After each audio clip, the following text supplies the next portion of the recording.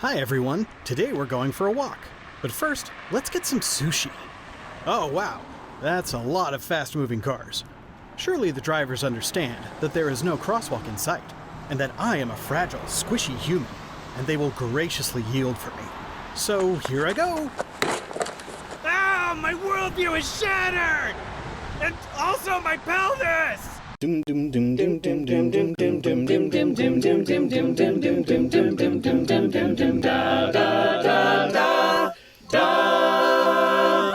Sidewalks are great, and if yours aren't, check out this video. But they won't do a lot of good if you can't cross the street to get from one to another. In most cases, this is going to be via a crosswalk, or a marked portion of the road intended for pedestrians. There are a few other options, like overpasses, underpasses, catapults, etc., but we'll get to those. Well, most of those.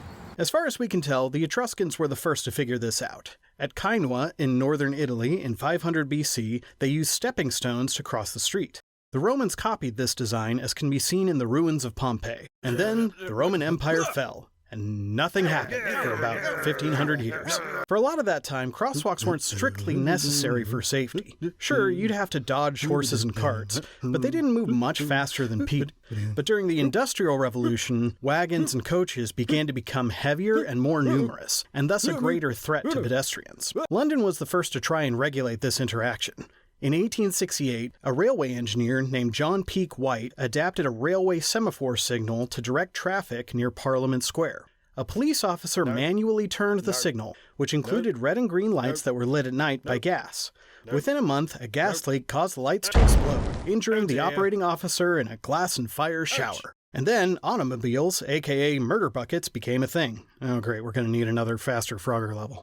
After that, not much was done for pedestrians until 1929. When a Manchester manufacturer slapped a push button on a vehicular traffic signal, creating the first pedestrian signal. These were installed in Croydon in 1931. In 1934, Minister for Transport Leslie Hoare-Belisha introduced amber globe beacons with black and white striped poles at uncontrolled crossings, or crossings without a traffic light. These became known as Belisha beacons. That same year, New York tested its first pedestrian signals, and they looked like this. While isolated curb ramps have been built here and there, no city had a system of them until 1945, when Jack Fisher, a lawyer representing several disabled veterans in Kalamazoo, Michigan, petitioned the city commission to install them downtown, making sidewalks more accessible for people in wheelchairs, with strollers, with hand trucks, basically everyone. In the 1950s, Henry Barnes, the Denver traffic commissioner, popularized the pedestrian scramble, which would later come to be known as the Barnes dance. Side note, I only learned that it was called that for this video, and the last decade and a half I thought it was called a barn dance. The scramble allows pedestrians to travel any way they choose, or as Barnes called it, swampwise. In 1951, painted stripes on the road were added to the UK's Belisha beacons, creating the zebra crossing. The first one was installed on October 31st on Slough High Street. Oh, it's not this one. The original one was by the Boots, and it's gone now that the street is a really nice pedestrian zone. But it's close, so that counts for something, right? In 1965, inspired by Braille, Japanese engineer Seiichi Miyake invented tactile paving. It was first installed by the Okayama School for the Blind in 1967, and has been helping everyone in Japan, blind or otherwise, to navigate sidewalks and train stations ever since. In 1969, after several unsuccessful iterations on the zebra crossing, the Pelican crossing, with its recognizable red and green walking figures, landed in the UK. And even though I know it's wrong, I'm choosing to believe that this is how it happened. After seeing a Pelican crossing while on a trip to Bristol, Tucson Transportation Administrator Richard Nassy invented the Hawk Beacon in 2000, becoming the only American to contribute to the list of cheeky bird names for crossings. So, why install crosswalks? To get to the other side, of course. Insofar as they make the walking environment more comfortable and can encourage more walking, they have similar benefits to economics, education, and health that we discussed in our sidewalk video. But improving crosswalks, especially beyond simply painting some lines on the road, can make murder buckets measurably less murdery.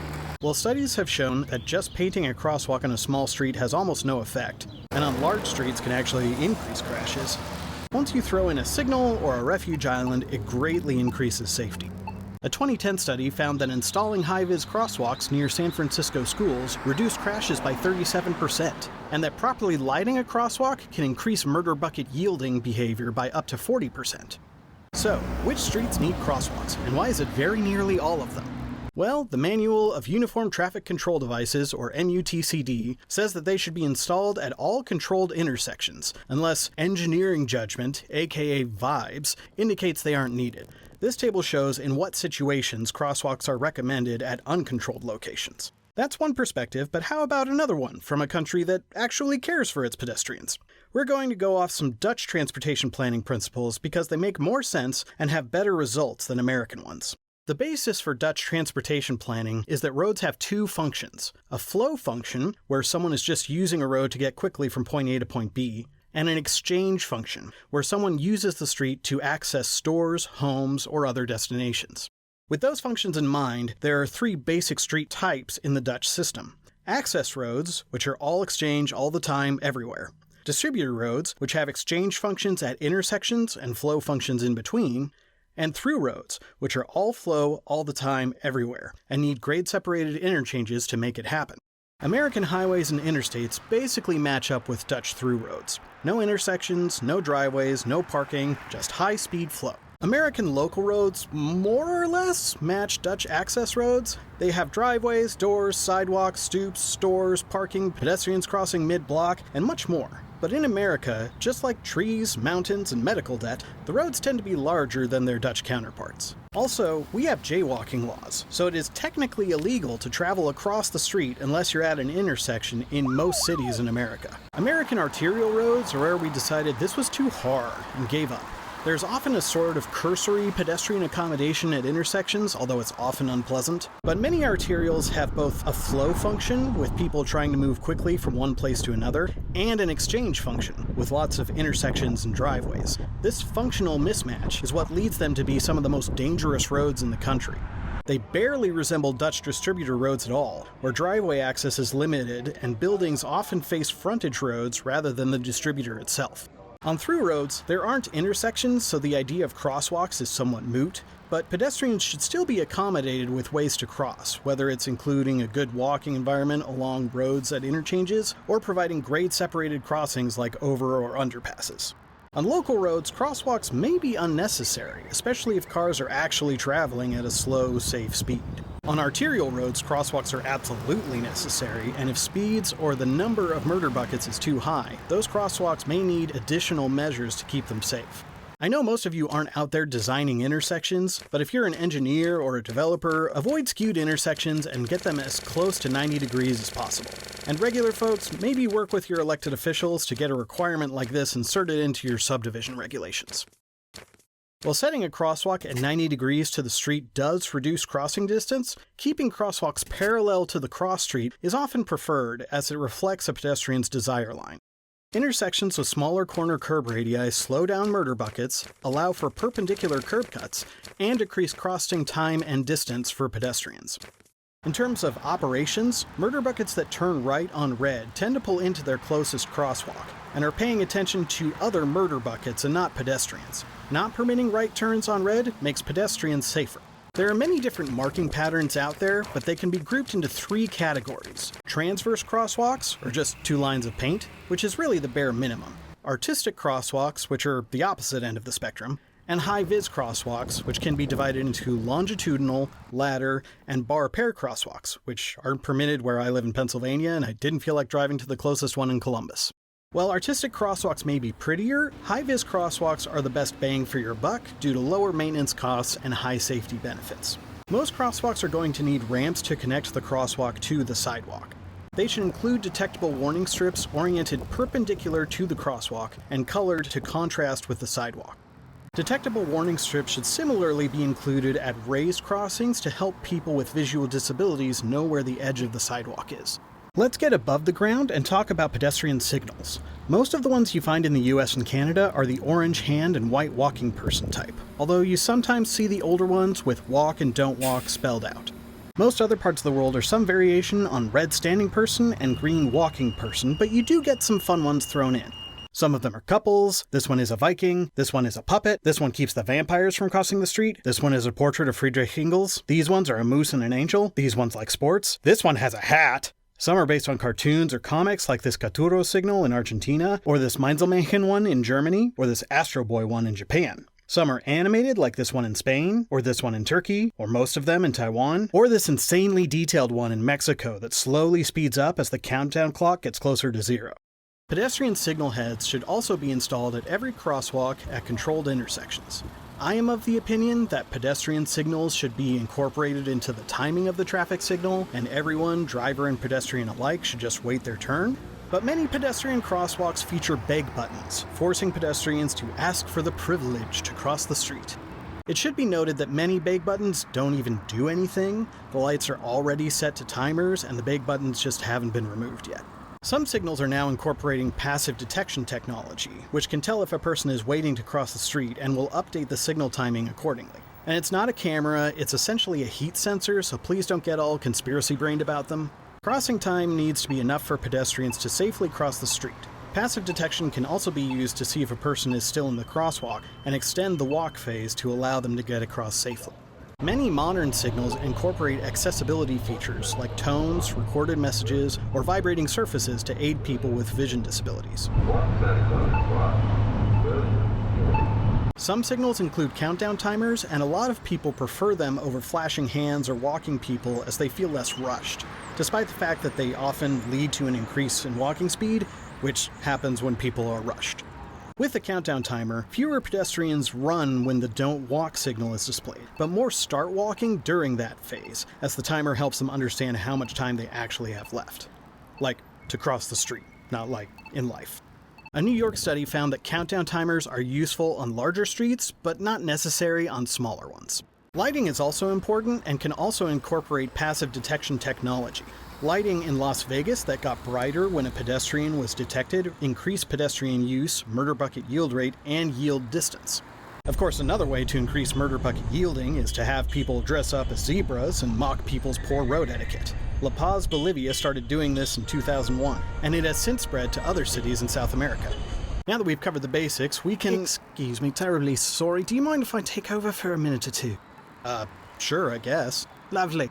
Now that we've covered the basics, let's take a look at the unique pedestrian crossings found throughout the United Kingdom. As previously mentioned, this is a zebra crossing. Zebra! A zebra crossing is unsignalized and is marked by painted white stripes and amber Belisha beacons. While you will continue to see them in city centres, they are beginning to be phased out in other locations as they don't actively slow down motor coaches. In 1962, the Minister for Transport introduced a development on the zebra crossing, the Panda Crossing, a signalised crossing with long triangular markings, striped Belisha beacons, and a signal that featured a variety of flashing and pulsing lights. Pedestrians and motor coach operators alike immediately found the crossings confusing and annoying, and they were removed by 1967. By 1969, many of the mistakes had been fixed, and the Pelican Crossing was introduced. It is a signalised crossing featuring a beg button, red and green walking person pedestrian signals, an optional countdown clock, and a flashing amber phase for motor coach operators to let them know that they are permitted to proceed once the crossing is clear. In 1997, the Puffin Crossing was introduced. Rather than having the signal across the street, it is on the same side as the beg button, and orientated in such a way as to encourage pedestrians to look towards oncoming motor coaches before crossing. It uses passive detection technology to extend the pedestrian crossing time as needed. Puffin crossings are easier for people with visual disabilities to operate, and have been proven to be safer than pelicans, reducing pedestrian crashes by 24%. Despite this, Transport for London stopped installing them in 2014, as people professed a preference for pelicans with countdown clocks. These signals can be adapted to address multiple modes of mobility. For instance, a toucan crossing is a signalised crossing that permits both pedestrians and cyclists to use it. So two can use the signal. Do you get it? You get it. There's also the Tiger Crossing, which is an unsignalised crossing like a zebra that also has a space for cyclists. It was called a tiger because originally it featured yellow stripes, although these were thought to be confusing and have largely been replaced with white markings. The Cycling Embassy encourages people to call them parallel crossings, but that's boring. There's also a Sparrow Crossing, which is essentially a signalised tiger crossing, but as of early 2024 there is only one in the country in Stockport. And finally, there is the Pegasus crossing, named for the winged horse, which is a pelican or puffin crossing built for horses. The beg button is located 2 meters off the ground so that it will be in reach of a rider on horseback. So all that, and still most of your crossings aren't high-vis? Well, yes. And many of your intersections only have a crossing on one side? Yes, and despite that, our traffic death rate is only 3.2 per 100,000 and yours is 12.7. Yeah, that's true. You have the worst traffic death rate of any advanced economy. Yep. You're one of only 2 advanced economies who have seen their rate increase in the last 2 years. Yeah, that's New Zealand, yep. And you rank behind less developed economies like Timor-Leste, Cuba, and Egypt. Right. Hey, speaking of Egypt, are you ever gonna give them back the Rosetta Stone? We made them a very nice replica. And did they ask for a replica? I think you should return to the subject of the video. I mean, I can if that's what you want. Please return to the subject of the video. All right, then. So, when are you going to talk about the Wombat Crossing, or... Now that we're through with that, we can talk about ways to go beyond a basic crosswalk to improve safety. We'll start with things that look like pedestrian improvements, but I would argue are actually for the benefit of murder buckets. Let's take a look at pedestrian overpasses, footbridges, and underpasses. Subway! It's important to note that there are locations where these are appropriate, mainly in allowing pedestrians to cross through roads and to facilitate elevation changes. Where they're not appropriate is on arterial roads, where they're built as a way to try and get pedestrians out of the way of murder buckets, rather than building a proper crosswalk at an intersection. Pedestrians aren't idiots, and they won't use overpasses and underpasses if they're inconvenient. A study found that if an overpass takes the same amount of time to use as a crosswalk, 95% of pedestrians will use the overpass. But if it takes 50% more time to use the overpass, almost no one will use it. Over and underpasses in America need to comply with the Americans with Disabilities Act, which means they need access ramps that aren't too steep for wheelchair users, which tends to make them very long, and a longer crossing is often less convenient than a level crossing. Overpasses tend to work best when they don't need ramps, like over a sunken highway. Underpasses work best when they feel open and accessible, and need to consider light, drainage, graffiti, and security. There's a reason that the filmmakers of Harry Potter and the Order of the Phoenix shot the scene where Harry and Dudley are attacked by Dementors in an underpass when the book says it happened in an alley. On top of often not being deployed in a situation where they're actually useful, over and underpasses are among the most expensive of crossing types, with price tags in the millions of dollars. As a subset of overpasses, I'd like to briefly discuss skyways. While overpasses are entirely within the public realm, skyways connect directly from building to building, and are usually privately controlled, although some, like in downtown St. Paul, Minnesota, are considered public spaces. Skyways have a number of drawbacks. They create wind tunnels and generally remove people from the street level, sapping it of vitality and in some cases increasing crime. Let's come back down to street level and talk about slip lanes and corner islands. Slip lanes allow right-turning murder buckets to not stop at intersections, meaning they often don't stop, and sometimes even speed up going through them. The speed can be somewhat mitigated by using compound curves, which reduce the severity of crashes, but doesn't stop murder buckets from moving. They lead to a number of issues, including decreasing the pedestrian queuing area and the amount of time murder bucket operators have to notice pedestrians, creating non-intuitive intersections, especially for people with visual disabilities who often use the direction of traffic noise to figure out which way to go, and decreasing murder bucket yielding to pedestrians. To make slip lanes as safe as possible, the corner island needs to be raised, and needs to be large enough to fit ramps and a pedestrian waiting area. The slip lane needs to be as narrow as possible, and the crosswalk should be perpendicular to the lane, and could be set back so that murder bucket operators aren't looking for pedestrians and oncoming murder buckets at the same time. Further safety improvements can be gained by using high-vis crosswalks and raised crosswalks. Of course, safety can be greatly improved by not having slip lanes at all. Next, we move on to the pedestrian crossing flag. This is where you set up 2 cups on either side of a crosswalk with brightly colored flags in them, and a pedestrian is meant to take the flag and wave it to get murder buckets to yield. This is thought of as a low-cost solution, but it ends up costing more than expected as the flags are easily damaged or stolen, and intersections need to be monitored or else the flags tend to end up on one side. This poor lady in Salt Lake City ended up paying for the flags at her nearby intersection out of her own pocket because the city wasn't on top of it. Berkeley and Seattle canceled their programs as the flags didn't have a significant effect on murder bucket behavior and had to be regularly replaced. While the flags do increase yield rate, they are nowhere near as effective as real infrastructure, and they really make pedestrians out to be second-class citizens. Imagine if we made drivers wave big orange flags every time they wanted to cross the street. So why make pedestrians do it? Next, we have in-street signs that say something like "Yield to pedestrians in crosswalk." While it's obnoxious that murder bucket operators need a sign that basically says "Follow the law," they do significantly increase yield rates. They increase the effectiveness of other measures like hawk beacons and are even more effective when deployed in a gateway configuration like this. Personally, I only found one example of this configuration in the wild, and I found a lot of them in locations like this, hidden behind on-street parking. I haven't seen the research, but I imagine it's not terribly effective. Then comes pedestrian-activated flashing yellow beacons, the worst of the beacons. They can decrease pedestrian wait time in conflicts and increase yielding rate, but they aren't always effective because flashing yellow lights don't specifically mean "don't kill this person while they're trying to cross the road." The failure of one of these beacons in Tucson in 2000 resulted in several deaths and led Richard Nassy to design the Hawk beacon. Next is the Rectangular Rapid Flashing Beacon, or RRFB for short, which honestly still isn't that short. At Youngstown State, they label all of them penguin crossings, so I'll call them that and hope it catches on. Penguin crossings flash in a way that gets a murder bucket operator's attention, but still isn't great at communicating that it's time to stop. Studies have shown that penguin crossings increase yield rates anywhere from 19 to 98%. That widespread is dependent on about a dozen other factors, which suggests that maybe a penguin crossing isn't the most important factor in those outcomes.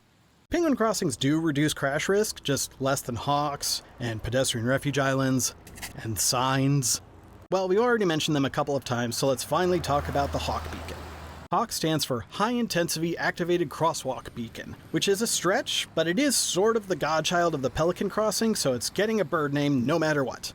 When a pedestrian pushes the bag button, the lights flash yellow, then display a solid yellow, and then two solid reds when the pedestrian is in the walk phase. While the pedestrian is in the flashing don't walk phase, the red lights alternate flashing, in a similar fashion to the flashing orange phase on the Pelican crossing, allowing murder buckets to move if the pedestrian has finished crossing. This operation is new to a lot of people, and murder bucket operators can be confused by the signal, and so sometimes they come with a sign explaining how they work. Compared to unsignalized intersections, Hawks have 69% fewer pedestrian crashes. Nice. Or at least better than nothing. And here's my point about these things. The Hawk, as well as everything we've covered so far, does make pedestrians measurably safer, but they aren't about the pedestrian. They're about the murder bucket. They're about providing minimal safety for pedestrians while causing minimal delay to murder buckets. They all silently say that it's more important that murder bucket operators get where they want to go quickly than that pedestrians get where they want to go alive. This Tucson transportation official sort of said the quiet part out loud when he said, "If you're going to have big roads like this and large gaps for pedestrians that they have to cross, let's get them across safely and effectively." Yeah, but I don't know, if we've got to make all these adaptations just to keep the most vulnerable road users from getting killed, maybe we shouldn't have these big roads and large gaps? Maybe that's a bad transportation system? Alright, with that out of the way, let's cover some improvements that actually treat pedestrians fairly. Streets with on-street parking can use curb extensions. This is where a bit of the parking lane near the intersection is taken away from the murder buckets and the sidewalk is expanded in its place. They can be concrete just like the sidewalk, or can be made faster and cheaper with paint and flex posts. They provide multiple benefits, including improving sightlines by bringing pedestrians forward and pushing parked murder buckets back, reducing murder bucket speeds, decreasing pedestrian crossing distance, preventing parked cars from blocking the crosswalk and curb ramps, and essentially widening the frontage zone of the sidewalk, providing more space for street furniture or plantings. They'll probably even send a car to your mom on Mother's Day if you ask nicely. Specialized curb extensions can include pinch points, which narrow a street mid-block and provide a good setting for a mid-block crosswalk, gateways, where a minor street intersects a major one, and bus bulbs, which provide a long curb extension that allows people at the front and back of the transit vehicle to enter or exit from the curb. Curb extensions can negatively impact drainage, in which case they can be built as islands with a 1 to 2 foot gap from the existing curb. They shouldn't block travel lanes, and that includes bike lanes. In the case of curb-adjacent bike lanes, curb extensions can take the form of islands. Care should be taken in areas where trucks or buses are expected to make sure the curb extensions won't prevent a vehicle from being able to turn. That doesn't mean they should be able to turn quickly, and this can be accomplished with things like recessed stop lines without making anyone less safe. When it comes to their design, curb extensions should be a couple of feet narrower than the parking lane, usually about 6 feet. They should be at least as long as the crosswalk. The length can vary depending on what you want to put on it, but 20 feet is enough to clear the intersection of parked cars. Cost estimates vary, but the median I found was around $10,000 for a pair. Take a curb extension, plop it down in the middle of the street, and you have a pedestrian refuge island. These islands allow pedestrians to break a single long crossing into smaller, more manageable parts, while narrowing the roadway and slowing down murder buckets. They can be useful anywhere as a traffic calming device, but are most helpful on wider, multi-lane streets. One study found that replacing a painted island with a raised one reduced pedestrian crashes by 23%. Another one found that at unsignalized crossings on multi-lane roads, refuge islands reduced pedestrian crashes by nearly half. At minimum, a pedestrian refuge island is a section of crosswalk with raised sections front and back, and detectable warning strips in between. They can also be fully raised, in which case they will need pedestrian ramps and a level waiting area on top of no less than 3 feet by 4 feet. Their total width should be at least 6 feet. If the island is large enough, including trees will make it more visible, which makes it safer. A subset of pedestrian refuge islands is the Danish offset, which I barely saw in Denmark but are everywhere in England. Here, crosswalks connecting to a long island are offset in a way that encourages pedestrians and murder bucket operators to make eye contact before crossing. A study found that these crossings increase the usage of a crosswalk, the murder bucket yield rate, and yielding distance. Of course, if you don't do the fancy type, people will often take the shortest path across the road. Depending on how flashy it is, a pedestrian refuge island will typically cost about $15,000. Turn that island sideways so it goes all the way across the intersection, and you've got yourself a raised crosswalk. Wombat crossing! This is a crosswalk that sits atop a speed hump or table and is level with the curb. A study found that raised crosswalks reduce murder bucket speeds by as much as 12 miles per hour and increase the number of pedestrians using the crosswalk. They are easier for people with ambulatory disabilities to use because it's level with the sidewalk, meaning they don't have to navigate a ramp. Detectable warning surfaces should still be used though, because wherever murder buckets are still allowed, people need to be warned that they'll be there, lurking. They also eliminate ponding at the bottom of ramps because, again, there are no ramps. They cost about $10,000 to build. Of course, intersections aren't the only place you can put a crosswalk. Mid-block crosswalks can be used anywhere with a lot of pedestrian activity, a heavy pedestrian generator like a school, or where a lot of jaywalking is already happening. Murder bucket operators often aren't expecting pedestrians mid-block, and mid-block crossings can be confusing to people with visual disabilities who may navigate by the changes in traffic sounds as you approach an intersection that aren't present at mid-block. These challenges can be addressed by combining them with curb extensions, refuge islands, or raised crosswalks, and including auditory signals and the type of directional tactile paving that is fairly common in Japan but not in the US. There are also changes to signal timing that can have a big impact on crosswalk safety. One of those is the leading pedestrian interval. This is where the pedestrian signal changes 3 to 7 seconds before the murder bucket signal turns green. This is among the lowest cost interventions out there, only costing the time it takes to reprogram the signal, and it has huge safety benefits. It increases pedestrian visibility and the murder bucket yield rate, gives slower pedestrians a head start, and can reduce crashes by as much as 60%. Another option is the previously mentioned pedestrian scramble, or barn stance. Again, not a barn dance. This is when all murder bucket traffic is stopped and pedestrians can cross the intersection any way they like, or as Barnes so eloquently put it, swampwise. These can just be signal controlled and don't require any special markings. They can include these markings from the MUTCD, but for some reason it says they aren't supposed to be high-vis, so we're not going to see anything like the famous Shibuya crossing in Tokyo anytime soon, because that doesn't work at all. A study in New York found that pedestrian scrambles can reduce pedestrian crashes by 48%. An Oakland study found that while pedestrian murder bucket conflicts were reduced, pedestrian crossing violations increased. This could be because some of these intersections only allow pedestrians to cross during the scramble phase. It's better to continue to allow pedestrians to cross the street as normal, but add a pedestrian scramble phase. So, who's responsible for making these improvements? Well, unlike sidewalks, which as we previously discussed are a sort of private-public fringe space, crosswalks and their accompanying improvements are entirely within the public realm, which means you get to work through government bureaucracy.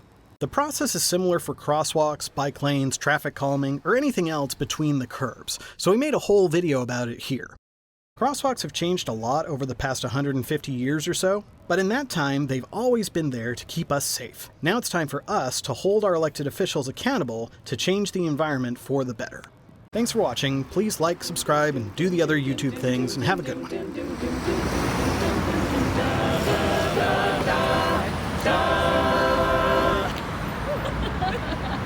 Hello. Candid camera? I hope not. I charge for that, you know.